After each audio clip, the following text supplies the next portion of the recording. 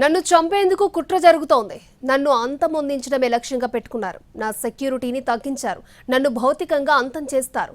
ఇది మాజీ CM YS Jagan చేసిన సంచలన ఆరోపణలు.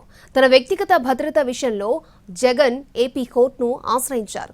భద్రతను పునరుద్ధరించాలని విజ్ఞప్తి చేశారు. నన్ను చంపేందుకు కుట్ర జరుగుతోంది. నన్ను అంతమొందించడమే లక్ష్యంగా పెట్టుకున్నారు. నా సెక్యూరిటీ తగ్గించారు. నన్ను భౌతికంగా అంతం చేస్తారు. ఏపీ ప్రభుత్వంపై సంచలన ఆరోపణలు చేశారు మాజీ సీఎం వైసీపీ అధినేత వైఎస్ జగన్. తన వ్యక్తిగత భద్రతను తగ్గించాలని, సెక్యూరిటీని పునరుద్ధరించాలంటూ ఏపీ హైకోర్టును ఆశ్రయించిన జగన్ పిటిషన్లో సంచలన ఆరోపణలు చేశారు. ప్రభుత్వం ఏకపక్షంగా సెక్యూరిటీని తొలగించిందని, తనకు ఉన్న ప్రాణహాని అంశాన్ని పరిశీలించకుండా ప్రభుత్వం వ్యవహరించిందన్నారు. తనకు కేటాయించిన బుల్లెట్ ప్రూఫ్ వాహనం కూడా సరిగా లేదన్నారు వైసీపీ అధినేత జగన్. జూన్ 3వ తేదీ వరకు తనకు Z+ భద్రత ఉండేదని న్యాయస్థానం దృష్టికి జగన్ తీసుకువెళ్లారు.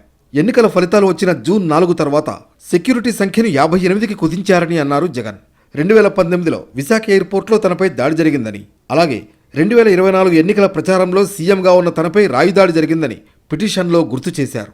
ఈ విషయాలను పరిగణనలోకి తీసుకోకుండా, ఎలాంటి సమాచారం ఇవ్వకుండా సెక్యూరిటీ కుదించారని ఆరోపించారు.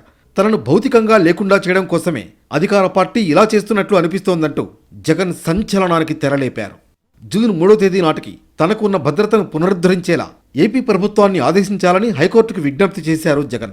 ఏపీ హైకోర్టులో జగన్ దాఖలు చేసిన పిటిషన్ 2 రోజుల్లో విచారణకు వచ్చే అవకాశం ఉంది. ఇలాంటి పరిస్థితుల్లో ప్రభుత్వం ఎలాంటి కౌంటర్ ఇస్తుందా అని ఆసక్తి ఏర్పడింది.